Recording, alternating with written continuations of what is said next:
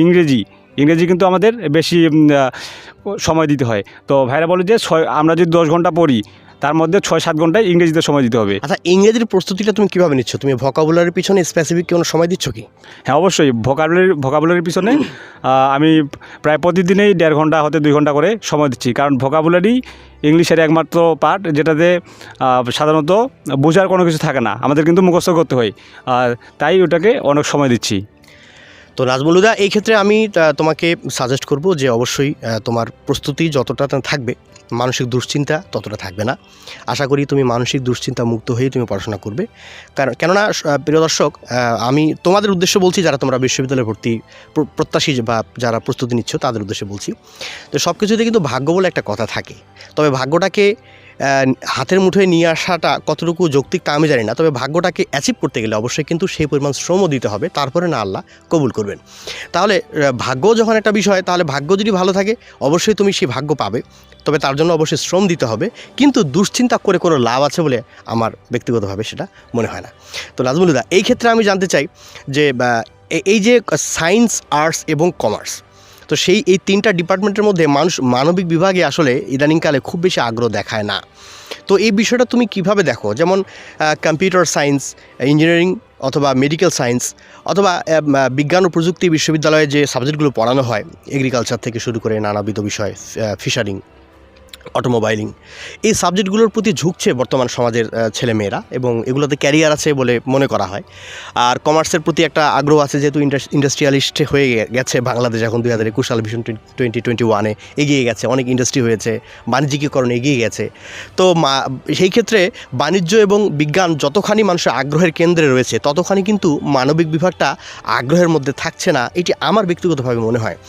তো এই বিষয়টা তোমাকে কিভাবে নাড়া দেয়? তোমার কি মনে হয় যে তোমার কি মনে হয় না যে মানবিক বিভাগ থেকে আমাদের ছেলেমেয়েরা অনেকটা বিমুখ হয়ে যাচ্ছে? এই বিষয়ে তোমার বক্তব্য কী? আসলে বর্তমান বাংলাদেশের প্রেক্ষাপটের জন্য এরকমটা হয়েছে। যেমন বাংলাদেশে যদি আপনি দেখেন, বর্তমানে কিন্তু চাকরি খুব একটা অ্যাভেলেবল না, তাই সবাইকে নিজের দিক থেকেই কোনো কিছু উদ্যোক্তা কিংবা নিজের দিক থেকেই কোনো কিছু করতে হয়। এক্ষেত্রে যারা সায়েন্সে পড়ে তাদের জন্য স্ব কাজ করার স্থান রয়েছে, কিংবা যারা কমার্সে পড়ে তাদের জন্য তো বললেন যে বাংলাদেশ ইন্ডাস্ট্রিয়ালাইজ হয়ে গেছে, সো তারা নিজে থেকেই কোনো কিছু উদ্যোগ নিয়ে বিভিন্ন কিছু করতে পারে।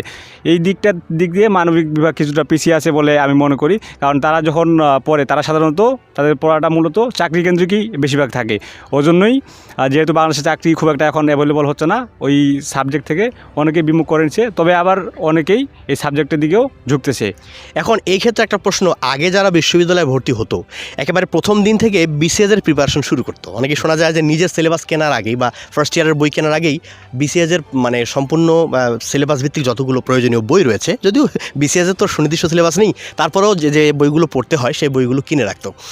এখন দেখা যাচ্ছে যে বই কেনা তো দূরের কথা বা বিসিএসের প্রস্তুতি নেওয়া তো দূরের কথা, মানুষ ব্যস্ত হয়ে যাচ্ছে ফ্রিল্যান্সিং, আউটসোর্সিং ইনকাম অথবা পার্ট টাইম কোনো জব, এই জাতীয় বিষয়গুলোতে বেশি বিশ্ববিদ্যালয়ে প্রথম ইয়ারে বা প্রথম বছরে ভর্তি হওয়া ছেলেমেয়েরা বেশি আগ্রহী হয়ে উঠছে।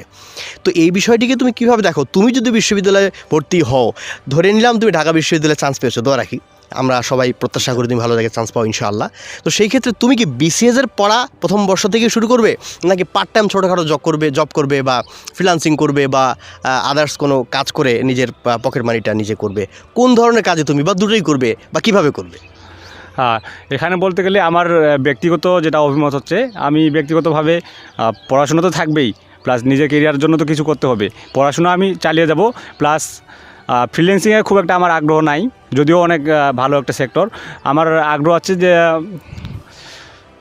কোচিং করাতে পারি আর কি। কোচিংয়ের মাধ্যমে আমার যে সাধারণত যে ব্যক্তিগত যে খরচটা, এটা আমি আয় করতে পারি। তারপর তোমার যে নলেজ রয়েছে সেই নলেজটা তুমি কোচিংয়ের মাধ্যমে বা পড়ানোর মাধ্যমে, টিউটোরিয়ালের মাধ্যমে তুমি সবার কাছে ছড়িয়ে দিতে চাও, এবং এইভাবেই তুমি তোমার পকেট মানিটা আর্ন করতে চাও। তো নাজমুল হুদা, এই পর্যায়ে আমি জানতে চাই যে যারা বিশ্ববিদ্যালয়ে ভর্তি প্রস্তুতি নিচ্ছে, নিশ্চয়ই তারা মানসিক টেনশনে আছে, এখনও তারা কনফার্ম নয় তাদের রেজাল্ট কী হতে যাচ্ছে। যদিও জানা যায় জেএসসি এবং এসএসসি রেজাল্ট গড় করেই কিন্তু তাদের রেজাল্টটা দেওয়া হবে। তো এই ক্ষেত্রে আমি জানতে চাচ্ছি যে তাদের উদ্দেশ্যে কি তোমার কোনো বক্তব্য আছে যে মানসিক দুশ্চিন্তা থেকে মুক্ত হয়ে কিভাবে প্রস্তুতি নিলে বা মানসিক কোনো দুশ্চিন্তা থেকে নিজেকে কিভাবে মুক্ত রেখে সম্পূর্ণ কনসেন্ট্রেশনটা পড়াশোনায় দিতে হবে? যেমন আজকে আমরা এই যে একটা সুন্দর খোলামেলা পরিবেশে আসলাম, আমরা চাইলে কিন্তু শহরে পরিবেশে যেতে পারতাম, চাইলে একটা রিসোর্টে যেতে পারতাম, কিন্তু আসলাম একটি সুন্দর পরিবেশে, কেননা মানসিক দুশ্চিন্তা থেকে মুক্ত হওয়ার একটা অভিপ্রায়। তো সেই ক্ষেত্রে ছেলে মেয়েদের মানসিক দুশ্চিন্তা থেকে মুক্ত রাখার জন্য আর কি পদক্ষেপ নেওয়া যায় এবং কীভাবে পড়াশোনায় সম্পূর্ণভাবে কনসেন্ট্রেট করা যায় এই সময়ে, তোমার বক্তব্য যদি ওই তোমার বন্ধুদের উদ্দেশ্যে থাকতো। হ্যাঁ, প্রথমে যদি রেজাল্টের কথায় আসি, এবারের রেজাল্ট কিন্তু আমাদের হাতে নেই। আমরা যদি পরীক্ষা দিতাম তাহলে ভাবতে পারতাম যে আমি এরকম পরীক্ষা দিচ্ছি কিংবা এরকম একটা রেজাল্ট হতে পারে। যেহেতু এবারের রেজাল্ট মোটামুটি সবাই নিশ্চিত যে কে কীরকম রেজাল্ট করতে পারে, তো সেই রেজাল্ট থেকে প্রায় বিভিন্ন ভার্সিটিতে কিন্তু রেজাল্টের উপর কিছু একটা মার্ক যোগ করে।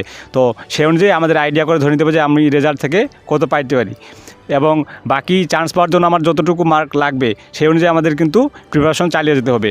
আর পড়াশোনার পাশাপাশি যদি বলেন, এবার কিন্তু আমরা প্রচুর সময় পাচ্ছি। প্রথমে যেটা আমি বলেছি যে এবার অনেক প্রায় 6 মাস কিংবা 5 মাসের মতো সময় পাচ্ছি।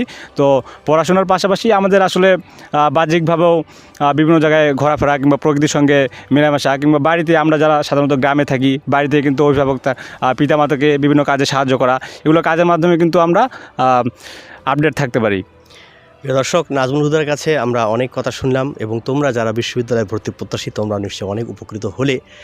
উপকৃত হওয়ার তো কিছু নেই, সে তো এখনও চান্স পায়নি, কিন্তু এই যে তার মানসিক দুশ্চিন্তা থেকে দূর করে নিজেই নিজের মানসিকতাটাকে সম্পূর্ণভাবে পড়াশোনায় কনসেন্ট্রেট করছে এবং বলা চলে যে নিজেকে সান্ত্বনা দিচ্ছে, নিজেকে ইন্সপায়ার করার চেষ্টা করছে। আজকে তার কিছু কথা তোমাদেরকে শেয়ার করে সেও অনেকটা ফ্রি হলো এবং আশা করি তোমরা অনেকটা উপকৃত হলে।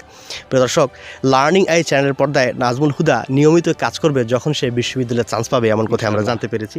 তো আশা করি সে ঢাকা বিশ্ববিদ্যালয় সহ, আমি কোনো বিশ্ববিদ্যালয়কে ছোট করে দেখছি না, বাংলাদেশের বিশ্ববিদ্যালয় পাবলিক ইউনিভার্সিটি যেগুলো রয়েছে সবগুলোই ভালো। তবে সবাই চায় ভালো জায়গায় পড়তে। আর ধরে নেওয়া হয় যে ঢাকা বিশ্ববিদ্যালয়টা সাধারণ শিক্ষা বিশ্ববিদ্যালয়ের তুলনায় সব কিছুর মধ্য থেকে সেরা হিসেবে বা সর্বোচ্চ শিক্ষাবিদ হিসেবে ধরে নেওয়া হয়। তো আশা করি সে ভালো জায়গায় যাক এবং ভালো বিষয়ে সে ভালো ডিসিপ্লিনে সে পড়াশোনা করুক, জীবনে মানুষ হোক, তার স্বপ্নগুলো পূরণ হোক এবং সে বিশ্ববিদ্যালয়ে চান্স পেলে তোমরা যারা লার্নিং আই চ্যানেলের যারা তোমরা দর্শক রয়েছে এবং আপনারা যারা সকলেই যারা লার্নিং আই চ্যানেল পছন্দ করেন, আমি সবার উদ্দেশ্যেই বলছি যে আরেকজন নতুন প্রেজেন্টার আপনারা পাবেন যে তার বিশ্ববিদ্যালয় থেকে নিয়মিত ভিডিও আমার এই চ্যানেলে আপলোড করবে এবং নিয়মিতই আপনারা তাকে দেখতে পাবেন। তো নিশ্চয়ই আপনারা সেটা চাইবেন। তো তোমরা যারা বিশ্ববিদ্যালয়ে ভর্তি প্রত্যাশী আছো তোমরাও দোয়া করো ও যেন ভালো জায়গায় চান্স পায়, আর আমরা দোয়া করছি তোমরা যেন ভালো জায়গায় চান্স পাও। সবাই মিলেই ভালো থাকি, সবাই মিলে সুন্দর এই সোনার বাংলাদেশ গড়ি। ভালো থাকবেন, সুস্থ থাকবেন। করোনা থেকে মুক্ত থাকতে অবশ্যই সর্বোচ্চভাবে এখন পর্যন্ত কিন্তু স্বাস্থ্যবিধি মেনেই চলতে হবে। তুমি লার্নিং আই চ্যানেলের উদ্দেশ্যে যদি কিছু বলতে চাও। আমার পরিচিত ভাই যে গোলাম স্যার সুমন ভাই, আমার যে ইংরেজি, মূলত উনি ইংরেজিরই টিচার। আমার ইংরেজির যে হাতে খড়ি বলা যায়, যে ইংরেজির যে শুরু ABCD থেকে শুরু করে ভাইয়ের কাছে আমি শিখছি এবং আমি ওনার প্রতি কৃতজ্ঞ, কারণ ওনার মাধ্যমে আমি আজকে এত দূর পর্যন্ত পড়ালেখা চালিয়ে আসতে পারি।